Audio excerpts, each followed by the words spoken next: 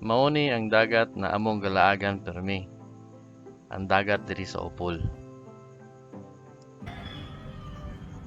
Mayong adlaw sa tanan. High school pa lang mi, mga natagaw pa og pangunahuna ug walay pakialam sa kung unsay mga pangitabo sa palibot.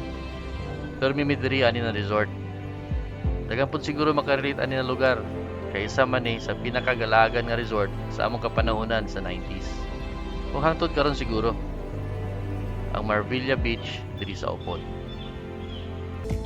Pag magsabot na gani ang barkada kung unsay plano sa Sabado, matik na ang Marvilla na venue na laagan. Halos kada weekend, manangit mi sa mga ginikanan na mag-attend mi og group study, school project, part sa school retreat, or na other school event na mo require og overnight.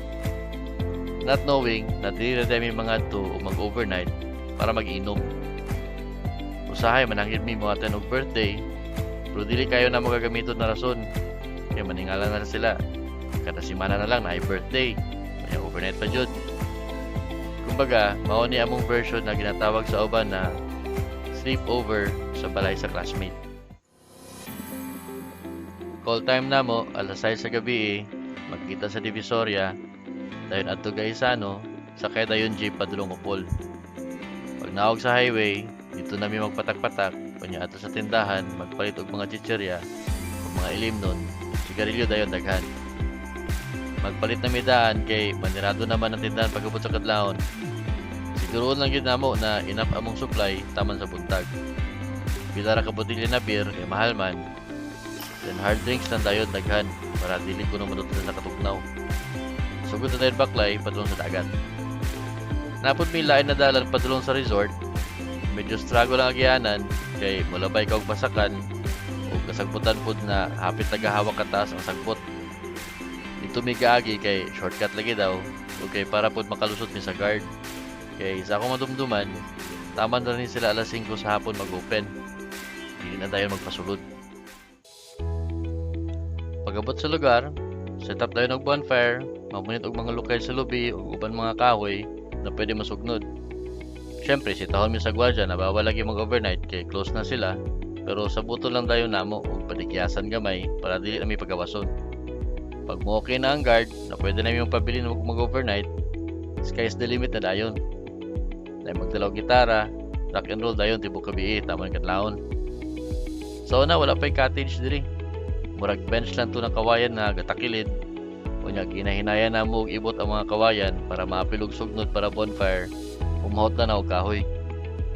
Kanang sugba-sugba og isda or baboy, wala amyana. Basta nakapanihapon lang sa balay daan before mulakaw, fights na. Importante na sigarilyo og ilimnon kung bati na. Naiusahay, matingala ka na lang po na magician sa grupo. Purot na kuno ang sigarilyo, pero pagbalik ikan mangihi, gaso na ang baba. Ilubong dahil sa balas ang pakete sa sigarilyo para dili mapangayuan. Ang uban, gitabunan lang og kawayan para dili mapangka. Pagplasta na tanan, magporma og circle, and kanya-kanya tayo ng pwesto. Kanta-kanta tayo ng mga OPM songs.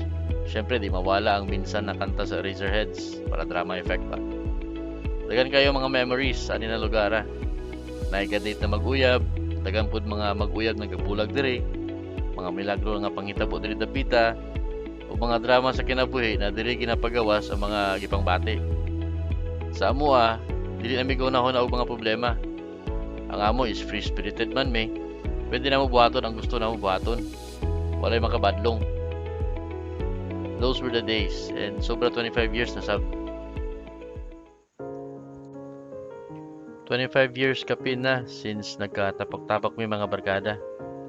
Karon ang uban nasa lain lugar, nasa lain na syudad, napod sa lain na nasod. Ang uban pod sa among barkada ni pahulay o ni biya na. Lots of memories ani na dagat. Fond memories na kalingaw, kalipay, ug kahayag. Hantod karon klaro pa sa among una-una ang pictures sa among paguban diri na lugar.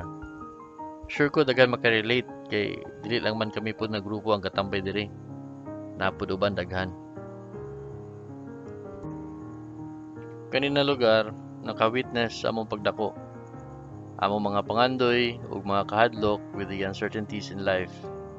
Mao man gud niya ang lugar kung asa may maka-express ang mga gipangbati.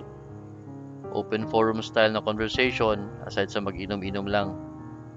Dili na mo na-learn kung unsa jud ang tinuod na pagkaamigo, pagsalig, and the fleeting nature of time. Kani pud na lugar ang isa ka rason na dili lang may mga amigo, kundi mga igsuon pod sa usa ka dako nga pamilya. Mao na ang tawagan namo mga kumpare. Bisan tuod kita mibalhin and naanata sa lain-lain na mga lugar, kanina lugar nagpabilin. Dako kayo ni contribution sa among list of memories sa among pagdako. So kudos ani nga lugar, Marvilla. Sa katong mga nakatambay diri sa una ug naay mga kanya-kanya pud na memories, please comment and tell us your stories. And kung naamoy mga pictures na nag-celebrate or nag-bonding mo sa inyong mga barkada dire or pamilya, i-post sa comment para pud makakonekta. Malay mo, basin ka mo dito among nakasabay sa kilid katong panahon nga katambay pud mi diri, di ba? Kumbate.